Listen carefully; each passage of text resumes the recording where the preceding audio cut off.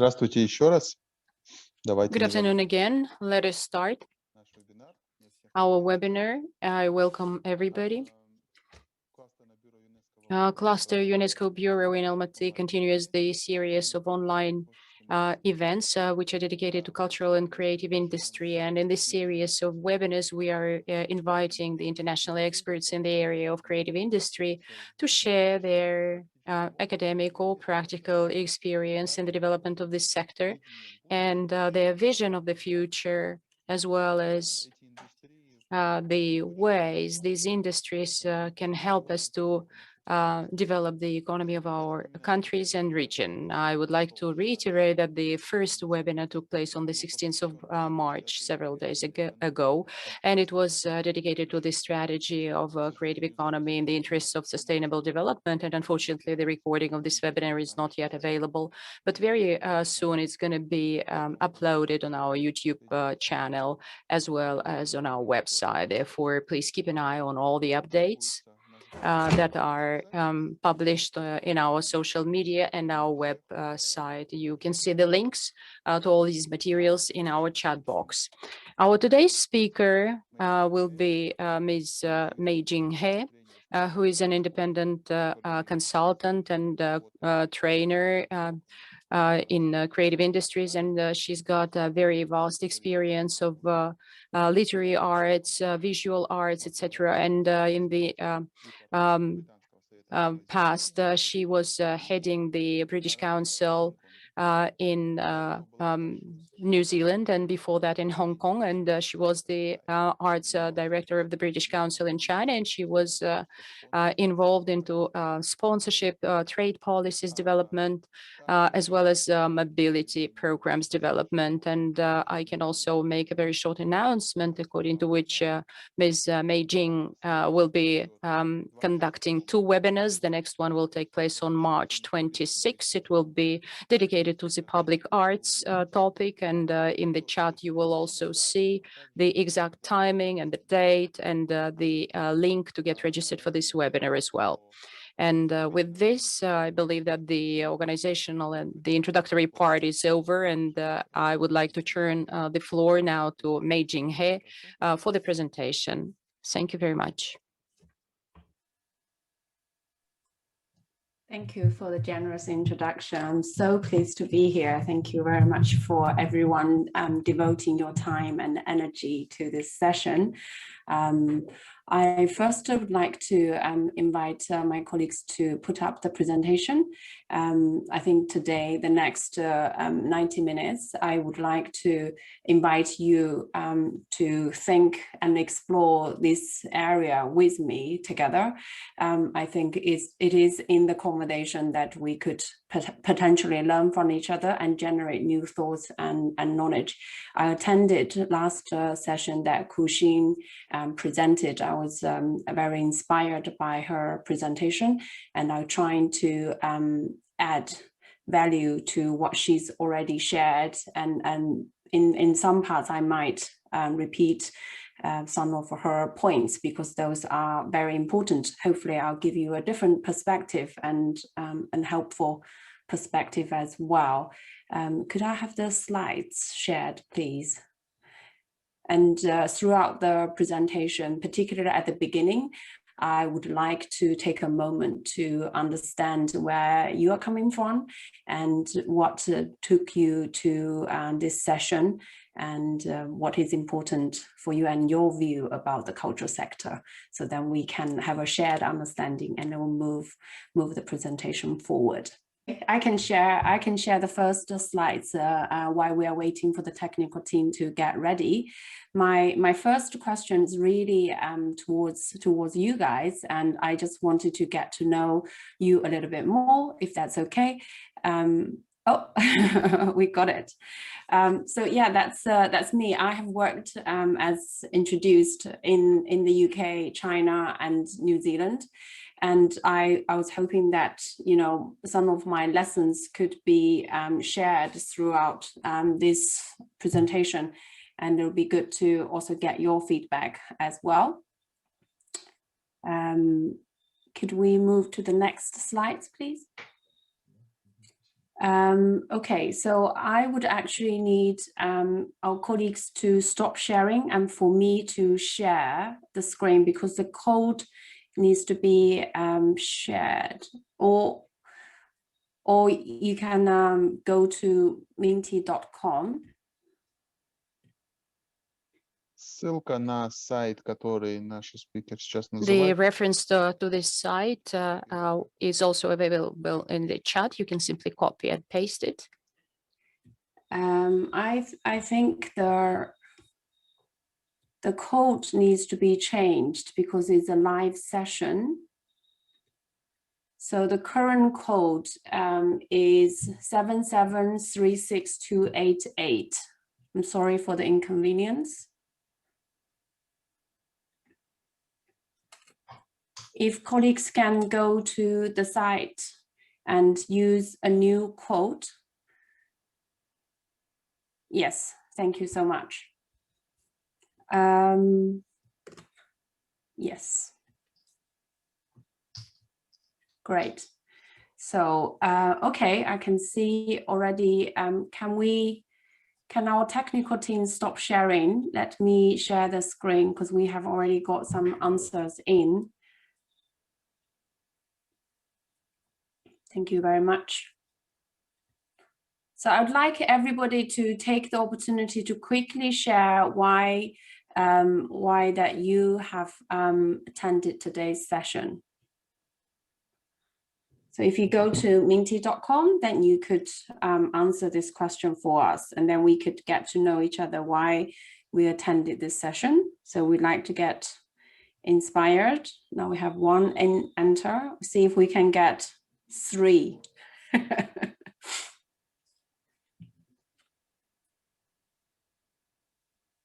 Okay. So getting some inspiration is the top on top of our mind. Should we give a couple more minutes just in case colleagues just hearing this and would like to participate?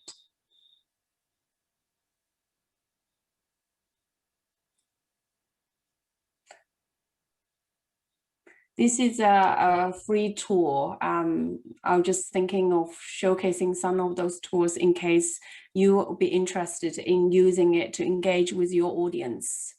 What happens with the pandemic is we would all need to look at new ways to engaging our audience, our colleagues, our partners. So adding some fun and interest in your presentation, as I have learned using this one, could potentially be helpful.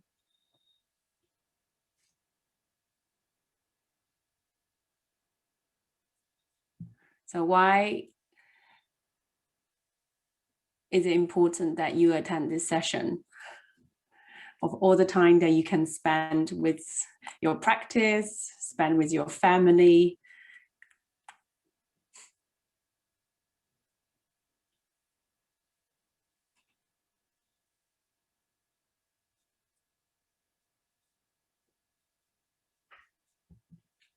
Shall we move to the next question, colleagues?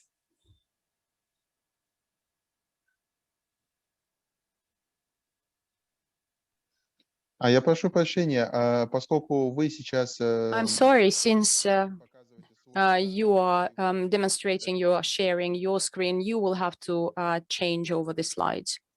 Yes, I will. Thank you. All right, so right, I would like to then invite you to the second question, if I could get this moving.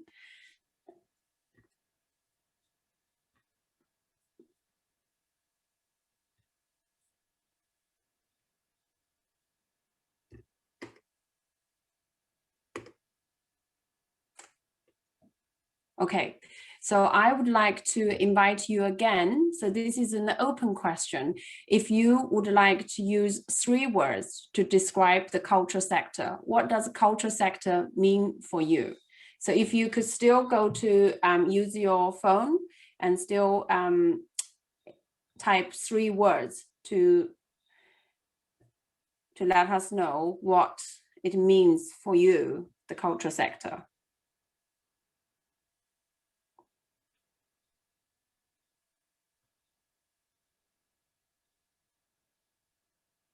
Does it work for you guys?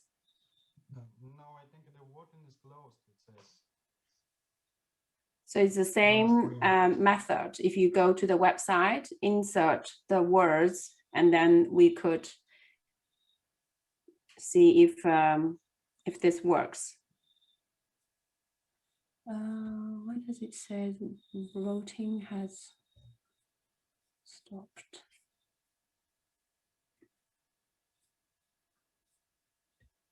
Госпожа Мэй Джин, вы можете в чате видеть наши участники Is отвечают. Mei Jin, you see that in the chat, our participants are responding that the question is not open to provide an answer. Oh, okay, great. Okay. Yeah, so it should work. Challenging technologically. Okay, let's see.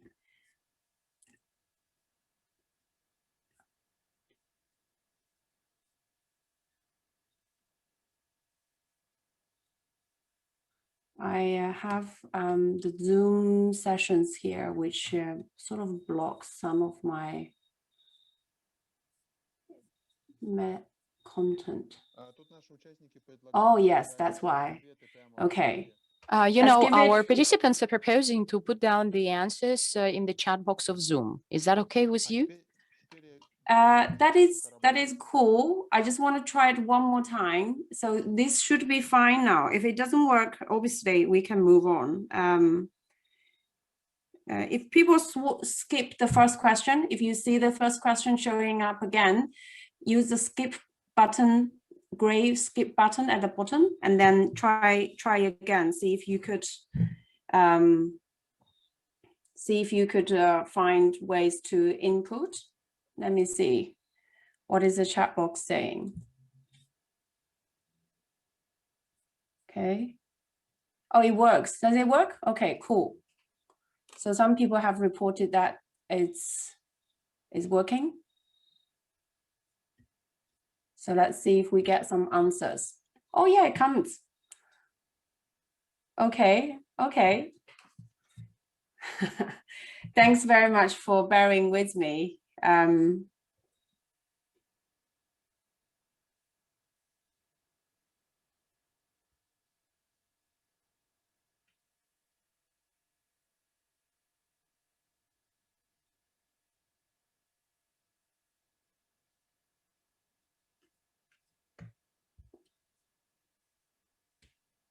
Okay. So people think the cultural sector is very well organized. That's kind of new. And we have heritage and architect colleagues. And we have, wow, it's great. Those are nice answers. Like it. So creativity and heritage has captured your interest in this. Great. Development of society. Couldn't agree with you more. Totally. It's so important that we consider arts and culture in the development of our society. It is our identity. It provides our inspiration. It is sense making. Wow, great answer. Okay. I think thanks very much for bearing with me on this. This is new, and you know, with new stuff, it always takes a bit of a time to get used to. But I appreciate that that you take the time and to try this one out. I enjoyed it. Thank you. So I think with this, you know, as our group, let's hold this thought about what the cultural sector means for us, and then how we could perhaps advocate and influence others around us, and develop protective, you know, practical ways to engage the sector. Okay, can our colleagues help with the presentation forward? Can we move to the next slide, please? Thank you.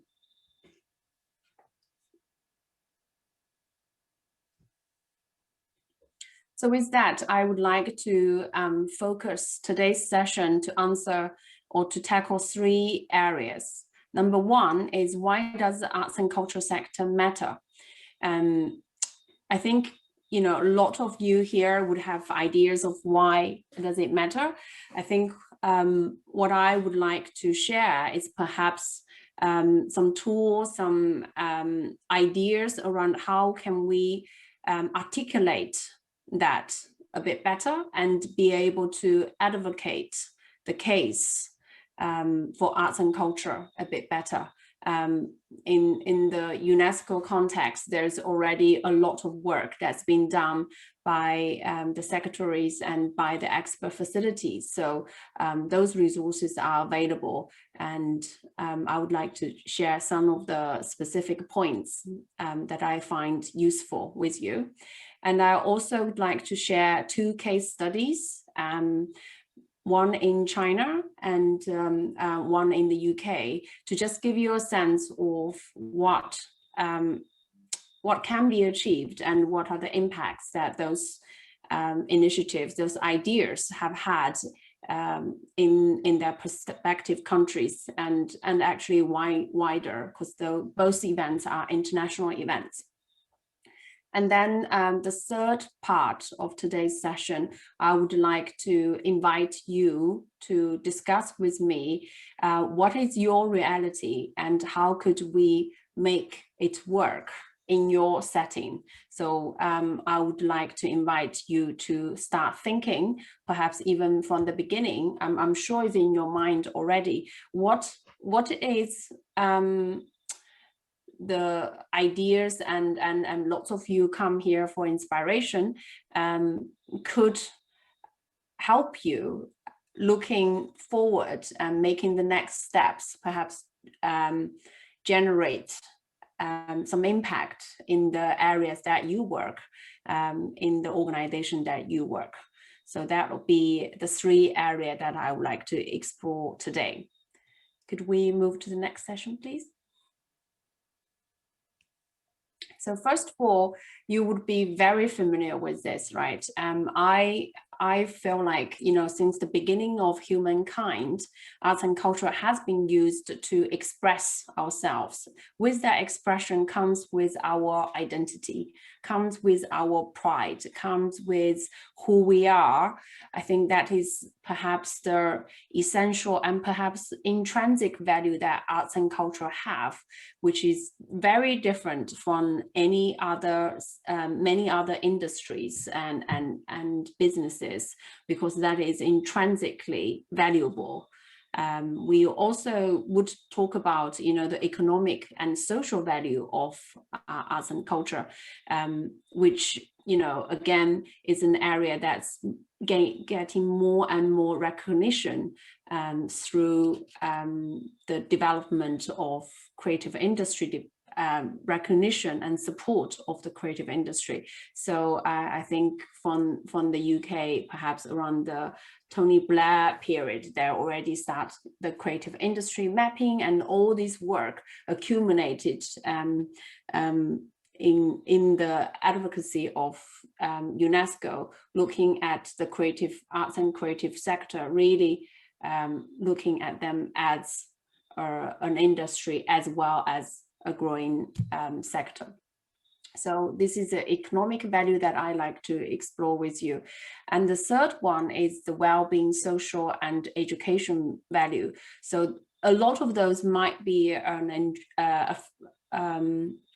instrumental value, which I have a slide to look at the Sustainable Development Goals, which I know many of you, your country and your ministers are looking at contributing to.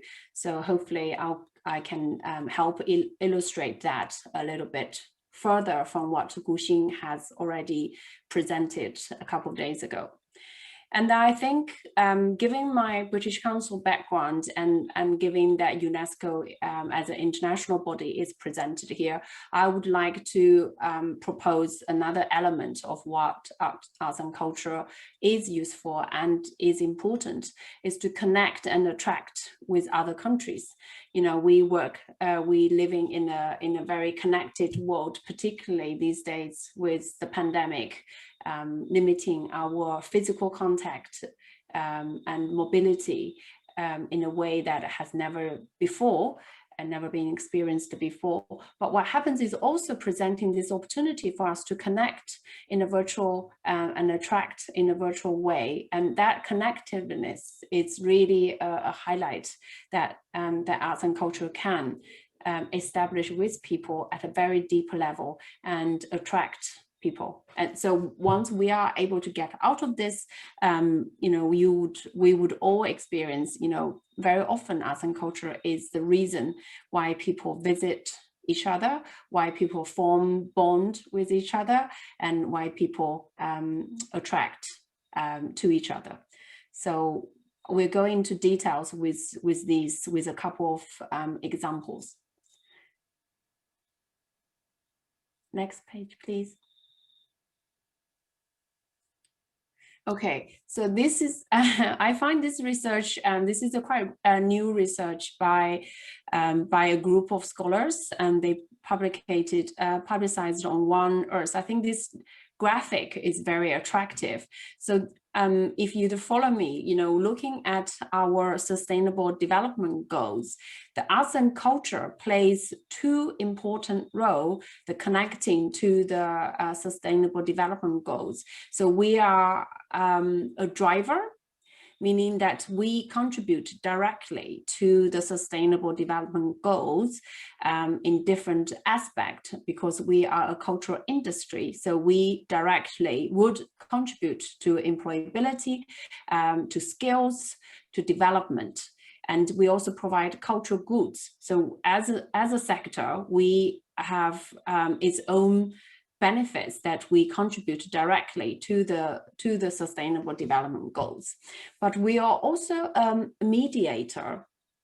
We are mediator because we provide value, and one of the answers that you guys had is arts and culture is making sense and doing the purpose, right? With the creative sector and arts and culture, what we do is we improve and we facilitate many other outcomes. So we create a very highly skilled workforce for ourselves, and that goes beyond ourselves. You know, you develop a wide range of skills that, you know, if people have the exposure to arts and culture, they develop a whole lot of skill sets, which they may not use it being an artist, but it would then support their other professional development. They become a more valued workforce for other industries. It also improves people's health, improves people's well-being, regenerate a city. So we, you know, UNESCO have creative cities. Those networks exist because they are very effective tools to drive a city's development, to facilitate a city's development. So those are very useful what you look at mediator roles that arts and culture are providing for the development of sustainable goals. And again, also because it's making sense, because it's making meaning, because it's so connected to our identity, arts and culture supports strong civic engagement and creates social inclusion. That is so important, because nowadays, you know, the pandemic in place, which plays so much stress to us as individuals, but also provides so much, you know, the visible stress in the society, and that needs healing, and that needs supported mechanisms to make us making sense together as a society. So the different perspective that arts and culture can provide for one's worldview helps people to emphasize another person, helps people to understand, enrich their own understanding of the world, which then help create social inclusion for all of us. And that, so instead of, you know, you might, you know, a government might have to invest in policemen, invest in what we call it anti-violence. Arts and culture can be a very useful tool to bring society together, to bring meaning for people, and to generate and support people's well-being.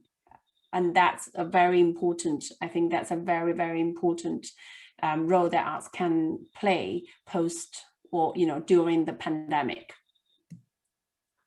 Can we move to the next page, please?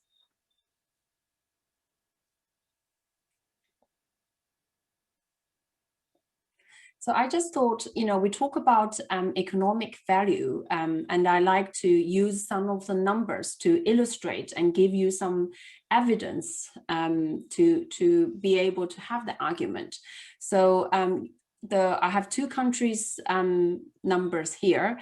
So for the UK, the culture sector now represents 84.1 billion. And so that's a really sizable industry. And what is also particularly important is the growth of its sector. So the number I'm showing here is 8.9%. This might be nothing for China, right? China has double-digit % of development for many years. But for an economy of the UK, this 8.9% growth number almost double the average GDP development in the UK. So we are a sizable sector when developed, right? When you put the investment and effort in developing it, but also it has a particularly strong growth force. For the UK, for example, in 2016, which is about 15 years since they have started in investing in the arts and culture sector. And not to say there are other, intrinsic values that arts and culture bringing, just by itself as a sector is sizable and it has a strong growth. And I also wanted to share you another number, which represented by Australia. So Australia have 8 million international tourism going to Australia, and which obviously is before the pandemic. What happens is most of those tourists would engage with their arts and culture. So, and it has 47% of an increase in the last 4 years since the data was presented in 2017. So I think, and I have, significant numbers that I presented in the resource paper that I provided for UNESCO colleagues to be shared with you, what economic value that investing in arts and culture could bring you. Those are, really a range of economic values that you could look at. Researches that has been done in the on top of UNESCO's own Reshape report that's published in 2018. I've just offered some additional resources on impact and economic value that have presented by scholars in the last 10-15 years. So you feel free to look through if that is a strong argument you would like to have with your peers, with your ministers, and amongst yourself to look at how you could capture your impact and how you could evaluate your impact.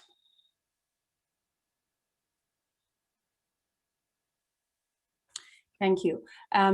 I think Guxing already mentioned the value chain. I just thought I'll put this up so it could illustrate a bit more detail. For example, when we talk about the 4 stages, right? The curation, production, distribution, and consumption. So Guxing already mentioned that the interest and the investment and the vulnerability really stays in the beginning, where the artist started curation and the production of it. Once it moves out to distribution and consumption, it would require a lot of less labor-intensive work, and it becomes of an industry by itself. So if you look at it, you would see we creating value from the very, very beginning. So I added one line at the bottom of these slides to say, for example, when you start to curate create an artwork, writing a novel, or writing a poetry, or compose a music, or develop a dance piece, in that the creation itself is already creating an intrinsic value for the artist involved, for the technician involved. That is a fulfillment, that is expression, that is the human identity being expressed. So that has its own intrinsic value, and that is very valuable. And that stage of the curation really, really vulnerable. And that's where the states and the sector, the societal force, should be investing time and resources to protect. That's where it's most vulnerable. That's where we really would call, and then for government support, for a wide range of support at different levels, because that is the beginning of the whole value chain. And then you would see that arts and culture then start to evolve. You would have all sorts of industries and sectors to interact with us. You know, a lot of us would maybe not consider people who producing canvas, for example. They're supplying and they're supporting the arts and creative sector. They're the ones who are part of our industry, right? And then you would have TV production, editing of the books, printing of the books that works with the writers, and making tools and all of this. So it then moves on to the distribution and to the enjoyment and consumption. The industry start to really have its own rippling effect, which is the next slide that I want you to get into. Can we move, please?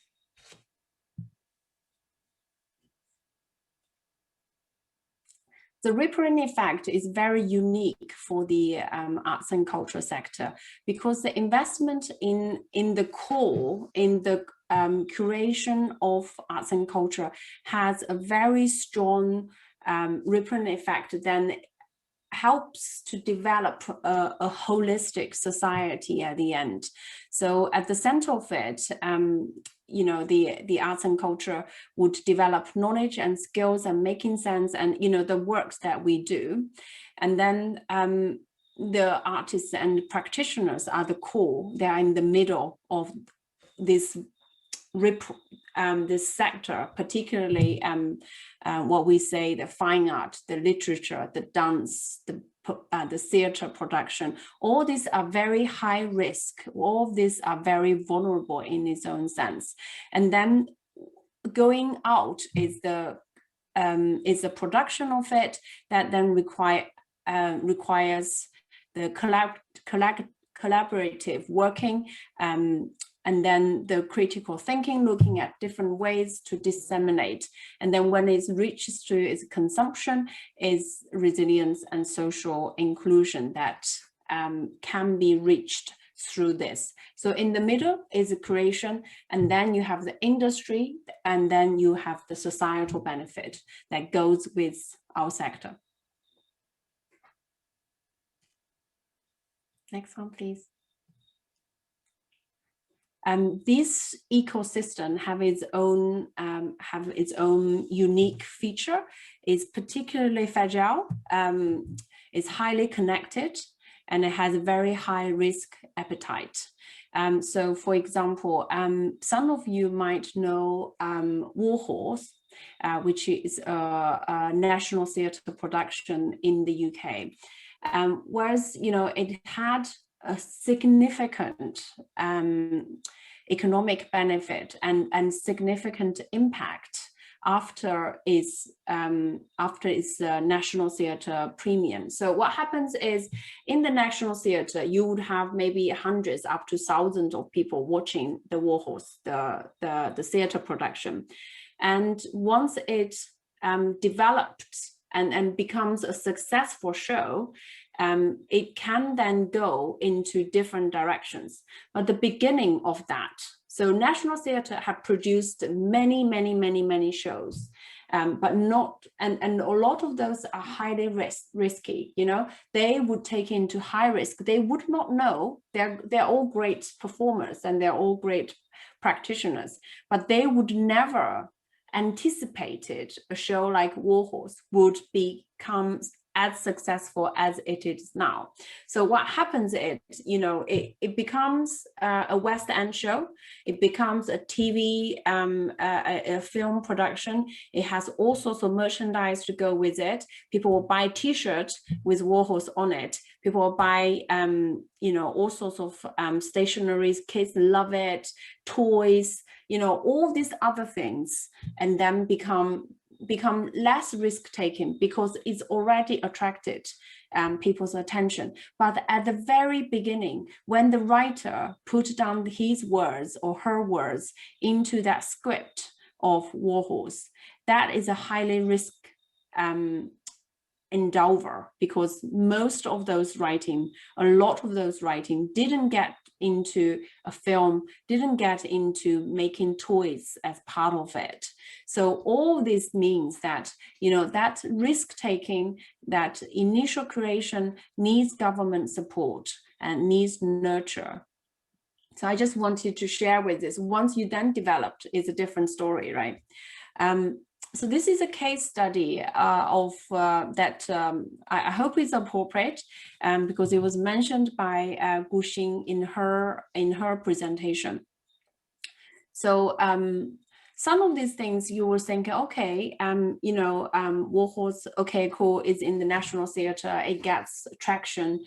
What about, you know, what about my place? I think again, in the theory of long tail that Gu Xin shared, it means these days the consumption can be really varied into a small and niche and interested area. So this city, Pingyao, is a very small, you might even say a very small town in China, in the middle of China. It's not a coastal city. It has cultural heritage, but it has never really been a particularly you know, heated town, particularly for film, for example. It has some really lovely heritage buildings. I think it's comparable with Edinburgh, for example. Edinburgh is a relatively small town. You might think, you know, it's a well-known city, but it's relatively small in the grand scheme of things in UK cities, for example. And it is those places then you have the government put concentrated energy to specifically develop this event, this sector, by enable film directors to take initiative, by allowing the sector to have resources to develop its platform, and then, you know, what happens is people would travel to those places and experience an arts and culture. That's quite a unique feature of our sector. Very often people would put arts and culture in as their primary destination when they visit a place, and performances and festivals and events could potentially, when it's developed and well managed to a degree, it attracts people. It becomes a destination. This is what Pingyao has become. You know, in a very small town in the middle of China, it was able to attract a large audience. It was able to attract international directors, and is having discussions and exchanges at a very high level. Therefore, then, in a way, enriches local people's life, nurtures local creativity, helps local creatives to have a global perspective, right? Be able to learn and develop very, very fast, and then nurture your audience to an extent. Then once those festival finishes, so research that I shared with our UNESCO colleagues on the study of Edinburgh, is when those people leave you know, the international tourists, the national tourists leave a place after such an event, for example, a film event, the local people still would invest their more time and more energy and more resources into the engagement of arts and culture, because they are stimulated, because they are inspired. So those international events, it does help. First of all, you know, giving the locals an opportunity to view high quality work and give the practitioners, the artists, a way to interact and engage with each other, and give the wider society, you know, an opportunity to develop its tourism, develop its retail offers, develop the other sectors, because you have people visiting you. So this is another example, which is Hay Literature Festival. I don't know if any of you have been, but Hay, it is a very, very small place. It's a city of 1,598 people. They did a survey in 2011. I think the numbers might be around 2,000 now, but it's still a very, very small place, right, in terms of population. And it's in the middle of Wales, so you know, you need to go from you know, if you are in the capital London, you need to go to Cardiff, which is provincial or the capital of Wales, and from Wales then you need to go to Hay upon Avon. So it is a very, very small town, and what the place have generated is a astonishing result. I'm sure some of you would already know. If we turn to the next page, then we can see some data in that event. So we would see. So those are the numbers from Hay Festival in 2016. So with a place that has 1,598 people, they have 82 unique participants to the Hay Literature Festival within 11 days, right? So people come, yeah. So local people, 1,500, and the unique visitors is 82,000, and it generated 20 million as economic impact for Wales. So they look at people would go travel from internationally or nationally to Wales. And that is a astonishing number, astonishing achievement. You know, they would have people's, you know, most of people will stay longer than 1 day. That means the whole tourism industry can benefit. You know, you book hotels, you book your meals, you travel, you understand, you know, you do all sorts of activities in the place, and that helps. That helps with the whole sector, you know, different industries, helps with the whole city, and helps with the whole, the Wales. And if they have international visitor, then that benefits the UK. So, you know, and based on that Hay Festival, they've now also ventured out. They have ventured out to have Hay festivals elsewhere, you know, outside of the UK. So they are able to then use that brand, just as any of the commercial activities that you might run. Once you have a brand, you could venture it out, and you can license it out. You could use it as an engagement. You do all sorts of commercial activities or partnership with that developed model. So that's another really interesting story, coming from a very small place, very cut off from the outside world, but it's developing a great impact and great story for the city. So I think we now move to what perhaps more close to home. I would like to see if any of you would like to reflect and think about, so what is the context in your country, in your sector, based on what Guxin and I have shared. You know, what is the situation that we are facing? What is the understanding of arts and culture in my stakeholders? Now, who do I need to talk to? What is the issue? What is the challenge that we have? And you know, what is the current obstacles that we have, and then perhaps also look at, you know, with all of that, what is our focus? You know, where is an area that we could focus on and get some traction? Who should we gather and look for resources? You know, and then perhaps also giving, you know, some of the examples that I shared with you is looking at, you have a good story, you can capture your impact, then what would we know that we've been successful? You know, how would we know that we have been successful?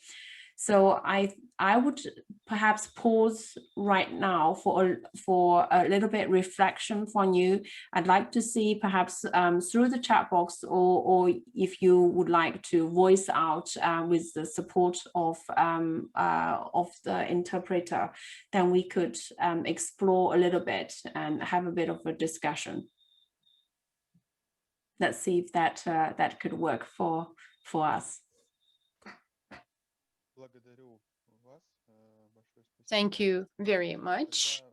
And our participants, our listeners, if you would like to entertain any of these questions that you see on your screen, if you can come up with some ideas or reflections, please do it in the chat box, or you can raise your hands, and we will enable you to discuss it. Mэй Jin, since we do not have any activity in the chat box and nobody raises their hands, why don't you continue with your presentation, and then some questions might arise upon completion of your presentation. Yes. Okay, people are a little bit shy.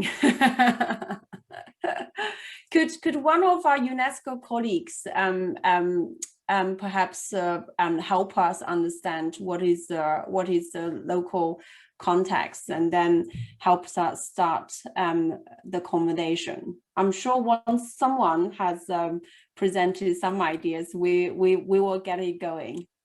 So I'll try to read the question in the chat box. Sardor Gaziev. It's not a question, it's just a response. He says, everything was so much interesting. I was listening to you. It's I don't want to interrupt, so please continue with your presentation. Okay. So I could not continue the presentation and tell you what the context in your country is. That's beyond my beyond my knowledge.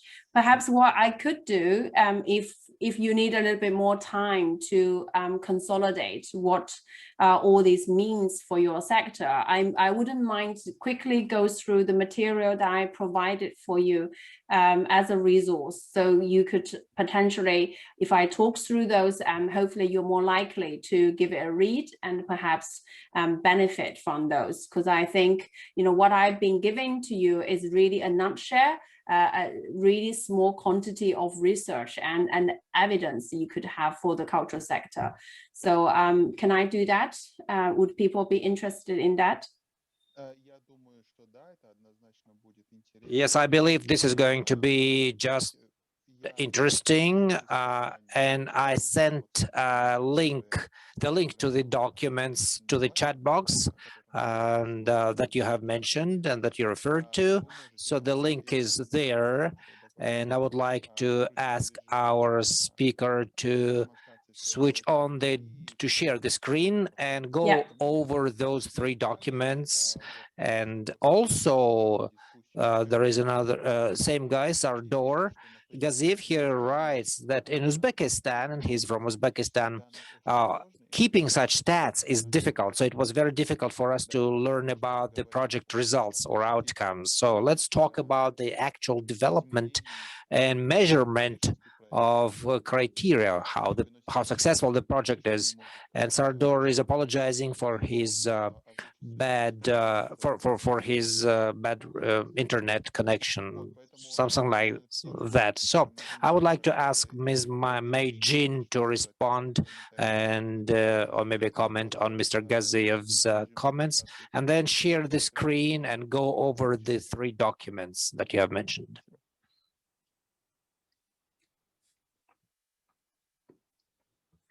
Can I have the screen share stopped on the technician side, and then I could start sharing my screen, which just goes through the documents quickly with you. Hopefully it's helpful. Okay, great. So I would start with this one. This one is the first page is table content. I would like to then let you know that I have put some of the messages around reprint effect of arts and culture, and within that we talk about economic outcomes, and we talk about educational outcomes. I also have more documents to say the learning and social outcomes, and then workforce, health, well-being, and cities, and how does it support civil engagement and democracy and create a social inclusion. So let's get this a quick look. I think again to perhaps emphasize again, arts and culture matters to a country and its people, and that's foreigners' identity, that is foreigners' intrinsic value. But also we talked about, it's a driver and an enabler for the sustainable development goals. It has its mediating factor for other things that we want to achieve. And the reprint effect is that the business can benefit, that private sector funders can benefit, the local council, local city can benefit, the MPs can benefit, and media and social benefits. So here there's a whole range of economic data from the UK, for example, that 8.9% and development in 2014, almost doubling the UK's economy as a whole. It generates 9.6 million per hour, and it now was a staggering of 84.1 billion to the UK economy. So you can read the whole report in the document I provided, the Creative Industries Economic Estimate, a report produced by the Ministry of Culture, Media and Sport in 2016. And then we also would have an example from the Australia version, which you see some of the numbers, arts as a nation. So those are the countries really looked at in investing in arts and culture, and they see the benefit of it. And then this is another example for New Zealand, understand the economic benefit of arts and culture in the Wellington region. So Wellington is southern New Zealand, and they looked at, and also a very small number of population, a relatively small economy compared to northern New Zealand, which is Auckland region. So looked at that, an impact of how many jobs that it provided and how many millions of direct household income and further operational and other income that's provided through the development of arts and culture. And then, again, more examples. This one from the USA. USA has a slightly different investment model to those of the UK and perhaps Australia. So in the US, arts and culture heavily rely on private funding, heavily rely on trust and foundation, but they have a very well-established trust and foundation sector. I don't think that is the case perhaps in our region, but again, look at their numbers. So the economic value of the arts and culture is clearly demonstrated in this 2010 report. Again, because of the less government investment in arts and culture, those type of reports is less in the US. Australia, again, looking at the economic contribution to venue-based live music industry in Australia, and they could, look at how much the wages and value added by the industry. So again, having well-established venues is important for the whole value chain, and that's right after the production, you need venues to be able to attract the audience. And that's, again, at a very early stage of the sector development. Say, for example, the National Theatre case that I mentioned, those venues are important. And those venues, if you want them to take risk, if you want them to present original new thinking, then those venues needs support, needs nurturing, because without that risk-taking, they cannot develop original thinking, and therefore the future industry cannot be properly developed. So it is important to understand the value chain, and it is important to understand the support to those venues are very important for the healthy development of our culture sector. So then if we look at, again, another example from the UK, they have really benefited from investing in cultural and creative industry, as well as investing in the research that is presented here. So for every $1 of salary spent on the arts and cultural sector, you can get 2.1 generated in the wider economies on indirect and inducted multiple effect. Actually, in New Zealand, the current one of the researches that done by the museum sector looked at $1 that's being invested in that exhibition generated $4.9 as economic and environmental and societal benefit. I think we might come across that one later. But the economic value impact assessment has heavily been used in the last 10 years to look at the benefits of arts and culture. So there's more from Australia and the UK. As Mэй Jin, I would like to apologize. Yes? Just one question from the chat, Yes? just to enliven our discussion. Same guy, Sardor Gaziev, he wanted to ask how successful the art projects and festivals are. How are they measured? How the success is measured. Oftentimes what happens in the region, the measurement is the number of people or spectators who have participated, and this is it. But this assessment is not always appropriate. So will you share your experience then? Oh yeah, of course. Measure it? Yes, okay. I will stop sharing this document because this document does not have that information. But I do have another document I think would very much help understand how those are measured. Again, is a resource that I have provided to our colleagues in the UNESCO office, and then I'm sure they would be more than happy to share that with you after this session. But if I can go over to the Edinburgh Festival example that I mentioned at the beginning, this is their technical report. They also have report. So this report gives you specific methodology and what they have measured for you to understand the whole impact. Because when you measure only just the audience, you would not know how to answer that question. So what? So for example, 10 people or 100 people or 10,000 people came to my event, came to my performance. So what? So you could not translate that audience number to someone who is a policymaker, who is a finance minister, who is a business minister, they don't understand that. What does it mean 10 people went to your show, or 20 people, or 20,000 people, right? So this example, I think, was a good one. I have a lot more. So if you are interested in this area, let me know. I'm very happy to have more conversation with you on this. But you could look at how they have measured it, right? I'll skip these quite quickly, but you would know.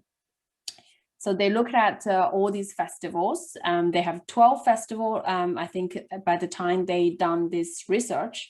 And they would do surveys. So they measure the visitor. So they measure how many visitors came to the city for that. And they will measure them also, how long did they spend in the place. So then for you, you might measure how many people came to my performance and what did they say about the performance. So you measure that enjoyment.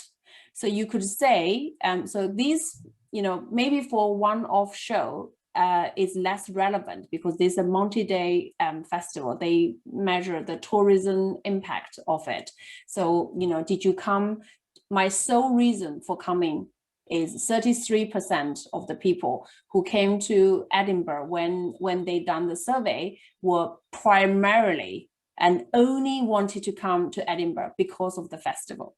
So that's a very, very strong argument, right? So for your audience, you could say, hey, did you come to the city or come to the venue just to see my show? People probably gonna say yes. And then you can ask them other questions to unveil their economic value. For example, people come, right? And that is an action. With that action, it comes to say, oh, you come into town, maybe then you also had a meal in the city. And that creates an economic value for a restaurant. Oh, you came because you drive. That means the car industry has benefited it. The fuel industry has benefited it. Or you take the public transport, then that means the public transport, then you paid a ticket to come to the city, right?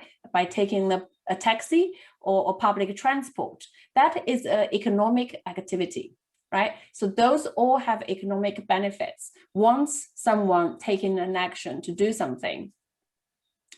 And then people would say, okay, so you ask them all sorts of questions to say, hey, did you come for this show? And how? And then again, you could look at them enjoyment. So they would pay a ticket for this, right, for your show. So that is an economic value. So there's a lot of calculations. I'm just going through them very quickly.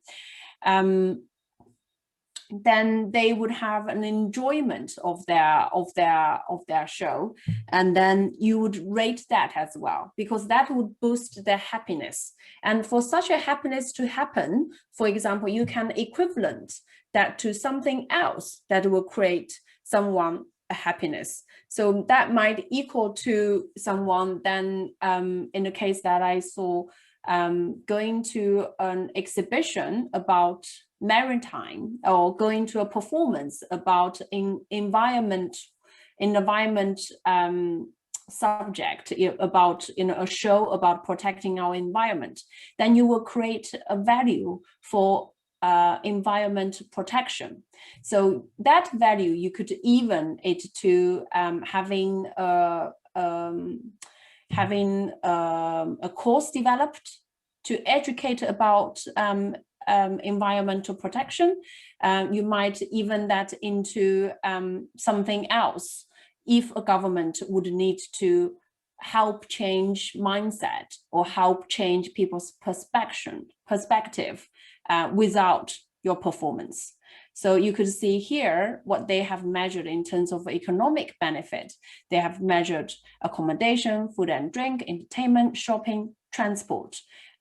All those things add up to people's economic activity when they take such an action to be part of an arts event. And then they would, for this particular case, they measured an environmental impact and sustainable development, part of the sustainable development one.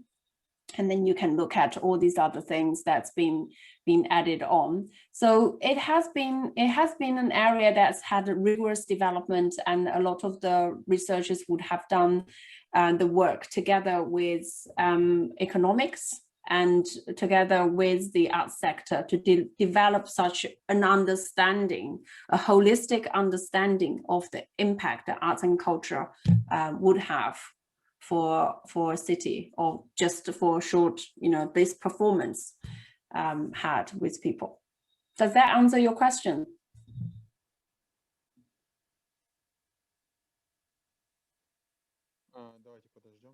Yes, let's wait for Mr. Gaziev. He might respond in the chat. As far as I understand, we have one more document, a third one that the speaker did not mention, the third document. Maybe shall we go over that document unless we have other questions? Yes, and Mr. Gaziev writes, yes, Mэй Jin Hэ, thank you so much. Great answer. So let's go over the third document, Mэй Jin, and if we don't have any more questions, we will finish the day. Okay, sure. If you have questions, feel free to enter in the chat box. So when Guxin mentioned during her presentation some of the China policies, so I thought I'll share a China profile that I put together a couple of years ago. I'm sorry, I haven't got time to update it to the current environment and the most recent data, but I thought because it's in 2018-19, end of 2018-19 that I did the research. Quite a lot of the policy and information is still relevant. So I'll just share that with you if you can bear with me. So this document is a China profile. Really, I was interested in looking at some of the China's policy, some facts and figures for China. For example, we're a communist party and CPC-led democratic centralization company. We are one of the founding member countries for UNESCO. We were a membership in 1972, a member of executive board since 1972, and China has benefited hugely being part of the UNESCO network, and China has been part of the 2005 convention for many years at the very beginning, really. So you could look at how China has been contributing and benefit more so from the network of UNESCO. So here I give first of all some really basic cultural perspective of the policy and recent changes. So I divided them into stages. We started the new cultural movement in the 1917 to 27. Some of you would recognize that, particularly in the later stages of China's development, that may have overlapped some of those with Russian and maybe with your own experience in the 50s to the 80s. Really, it's a communist China, and we're very closely tied with Russian. And in the 1970s and 80s, we start the open door policy, and that's when the contemporary Chinese art has experienced tremendous growth. And on that, the practice of China really just expanded and developed at a very, very speedy manner of all the sectors. About arts and culture is what we are focusing here. So here we're looking at the cultural policy development and the 5-year plans. So 5-year plans is very, very important. So I actually spent some time looking at those plans from the 2000s to the 2011s plan, which particularly put made in China to create in China. So that's when China should start really looking at the creative industry, looking at how they can benefit from the development of ideas and thoughts and creation. So that is in the 11th 5-year plan from 2016 to 2010.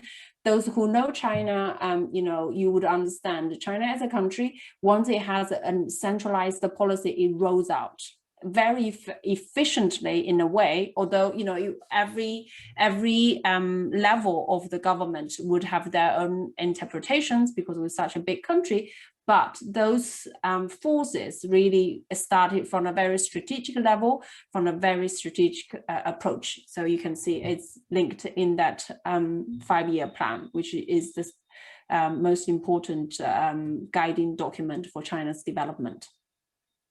So then, we look at then the 12th plan and moving now to the 13th plan, which I spent some time in detail to illustrate because it's what is the most important here. So it puts in chapter 1, it puts arts and culture development into the center of its own strategy, build up a basic framework for cultural service system.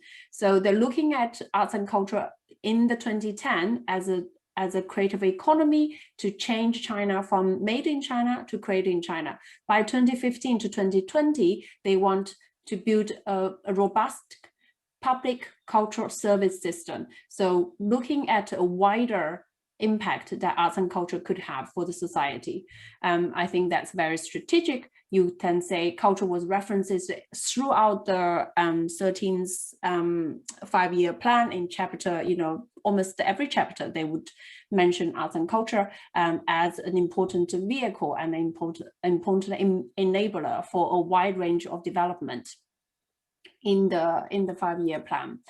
Then I move on to talk a little bit more about the tasks and the main players in China to deliver the cultural policy. And you can have a read through of these. So those are charts to say, how they organized the cultural sector in terms of who has what responsibility. Again, the State's Council Information Office has resumed quite a lot of power in that, and then so it's not just the cultural ministry.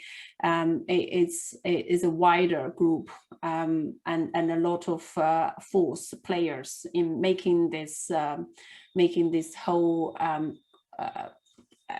connected but also strategic plan of developing arts and culture in China. So from top to a lot of on the ground players that led by this structure. And then small. Mэй Jin, I would like to apologize. We have a question right now. Someone is asking, is there a 14th 5-year long plan until 2025? Of course it is. That's why I apologize. I haven't been able to update this document. I'm so sorry, but I'm happy to look into if people are interested in exploring this further. Yes, the 5-year plan continues.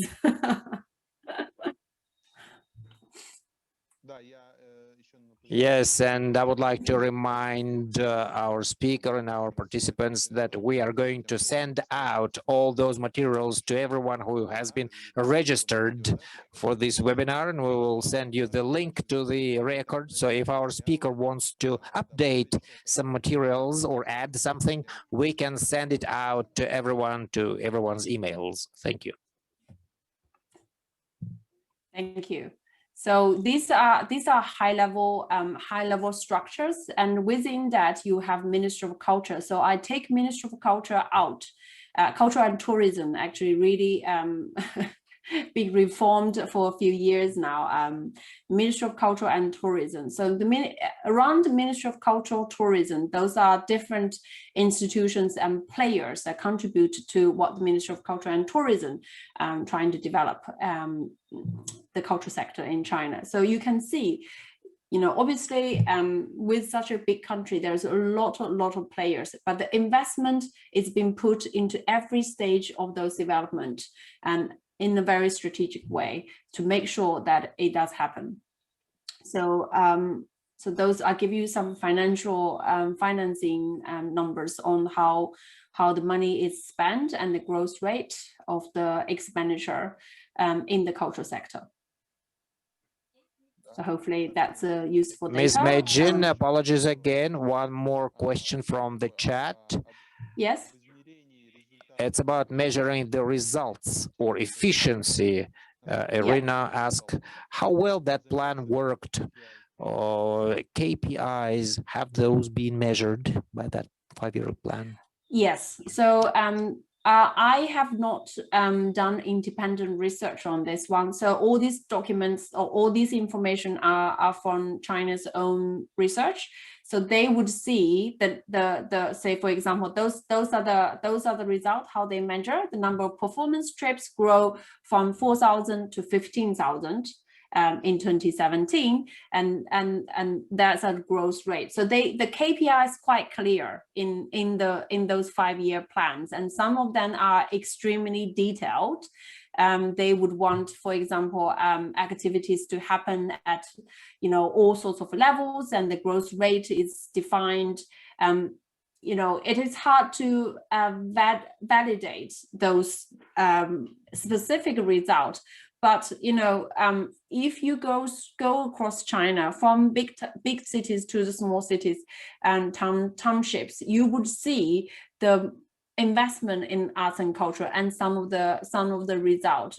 From my lived experience, the cultural sector has been significantly lifted in China, and that is again, if we look at that's kind of a natural result from the economic development of a country. It's a natural progression. Once the society have accumulated, well, it doesn't have to be, but once society have accumulated some resources, a great way is to invest that in arts and culture. We see the similar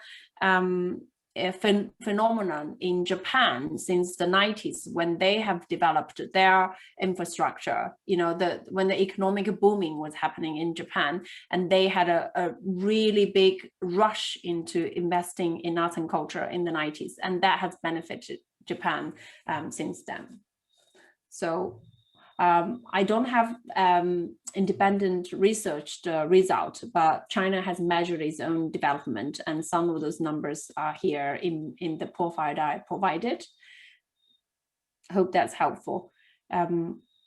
Again, they use arts and culture as soft power, which Britain, American, through Hollywood, and Britain through the operation of British Council, Japan through the Japan Foundation, and France through Alliance Française, Germany through, the from Goethe Institute. The examples are endless. So using arts and culture to build international cooperation, build international relationships is a very tested way. So then, what happens if I use some very simple words to say, for example, my experience with the British Council is with an exhibition, with a performance, with some arts and cultural activities, with an exchange of writers, and maybe use writers here, right? So if you do a writer's reading, you invite a writer from UK, come do the reading in a bookstore in China, in Beijing. What would be that have any impact for, right? What is the impact of that? That impact goes really beyond from one writer reading his or her book, because then what happens is the event itself will attract editors, translators, academics, students. All of these people are important players of the publishing sector, right? And that writer, after this particular reading event, would have a lot higher chance of getting his or her book translated from English to Chinese. Then that goes into another production, so the original work is already there, but then you have the translation, and then you have the production of a new book. And that new book could potentially then be developed into a lot of more other cultural products, in China, it's very, then fashionable to then do a notebook with a writer's quote in it, or you would then do all sorts of merchandise with that writer and other events and activities. So again, those things then make those young students, make those translators, those publishing houses feel warmer to the UK.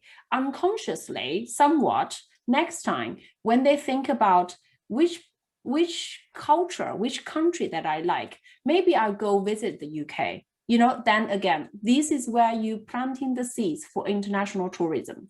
So maybe you are a decision maker for a car company.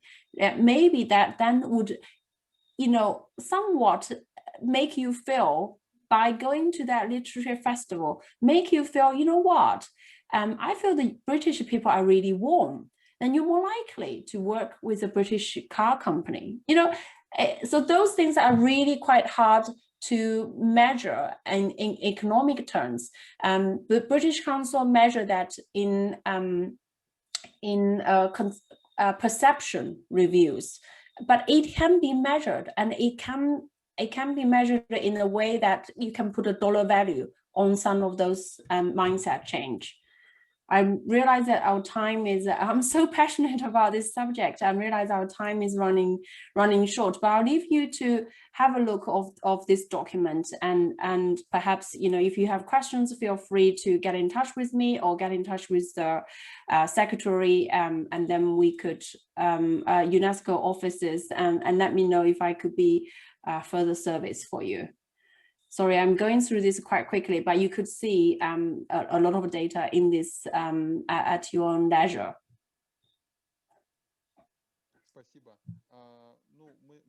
Thank you. Yes, we sent the link to those documents to our participants into the chat, so they can scrutinize those. And again, I would like to remind that if our participants have any questions, or if our speaker today has any new materials, updated materials or documents that you might wish to send to today's participants, we can do it, no problem.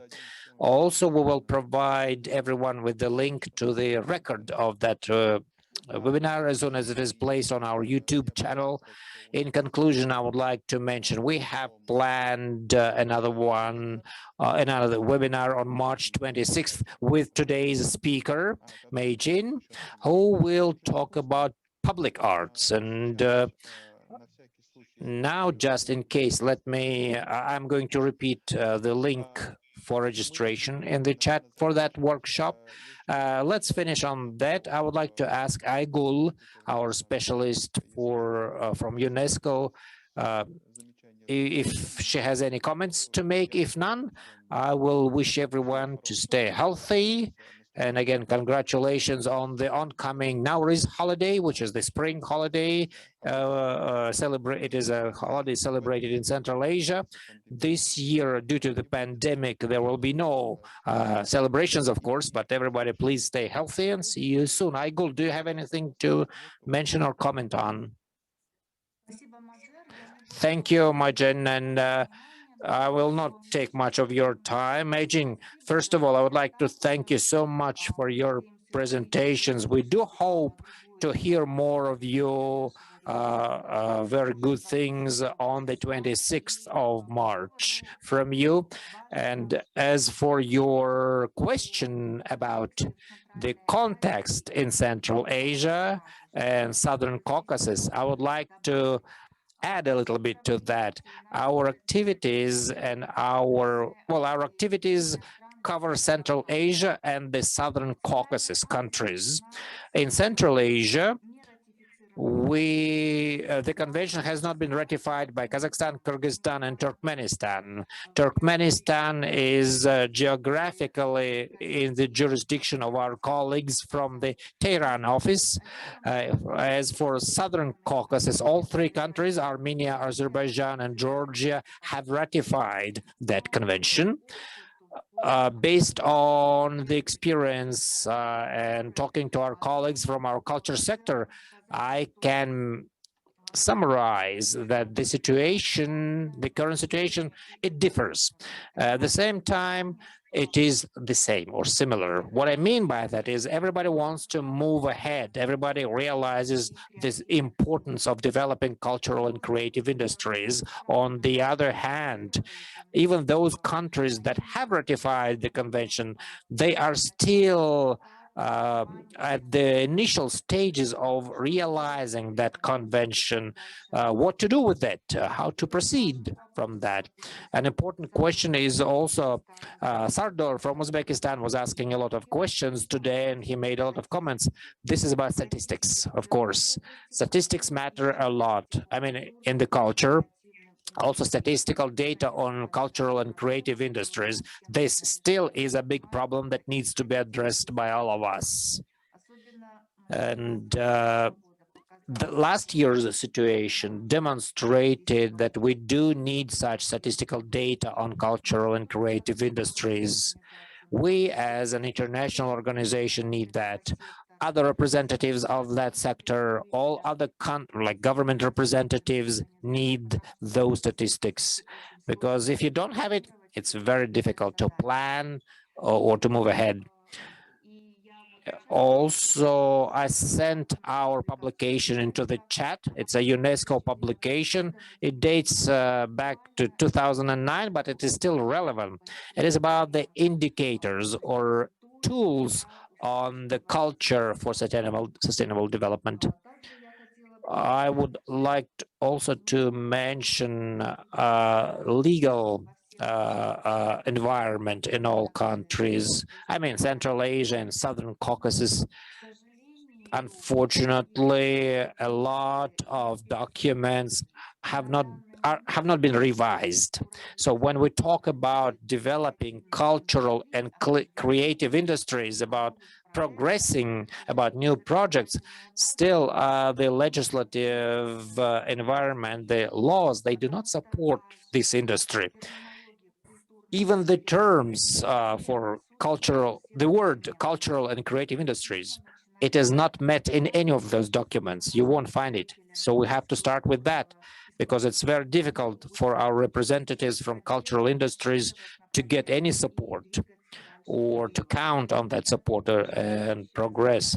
Again, this is our common task. It's not just the problem of a ministry or of an international organization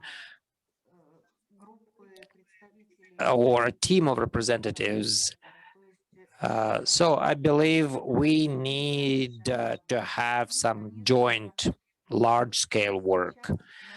Also, in my view, representative of cultural and creative industries are a little bit at a loss, especially after 2020, after that pandemic, after all those lockdowns, and we still are experiencing that, not only in Central Asia, but throughout the world. A lot of representatives are kind of in a very dubious position now. They're trying to reformat their activities, their work. They have to rethink their work. They need to adapt to current reality. And so this is going to be a lengthy process, I believe. It might be painful as well, but still, all of us, all together, we will have to find ways out of this complicated situation. In this respect, our webinars here are useful. Of course, we're not going to provide all recipes or prescriptions or any specific recommendations and advice. Even the experts that we have today and that we will have in other webinars, those are international experts from UNESCO. These are all certified experts, and they can help to promote this 2005 convention. They work in their respective countries. They offer trainings on CCIs, and there is no general, no common answer to this situation, no universal recommendation. So that's why all of our webinars are geared towards providing more information on what's going on in our neighboring countries. So I believe all participants of those webinars will be able to find some responses or some ideas from these webinars. And this is why we are here today. So we, of course, would appreciate some feedback or like mutual understanding of our activities. So, and basically I'm done. What Majer said, as Majer has mentioned, our next event is on the 26th of March. Then on April 23rd, we have another webinar on CCI. And yet another one expert will be attending from UNESCO Facility Group. It's on the 2005 convention. And we also plan another expert from Japan, and Mэй Jin has mentioned about those upsurges of activities in Japan, you know, but a few years ago they invested a lot into culture. I think this will be all useful for all of us. So cultural and creative industries and promotion of CCIs for our region is a new phenomenon. We have never encountered that before. I mean, both the international organizations or cultural representatives, we are just beginning to tackle that. Some people know more, some people are less advanced, but the reality, current reality is development. We have to think about that. We have to work in that area. So these are our initial steps that we should undertake to, with considering the limitations, of course, that we have and restrictions that we have. Those were my comments. I would like to thank everyone, and I hope everybody enjoyed this webinar, and you will enjoy the oncoming webinars. Please join us for other events. Thank you so much.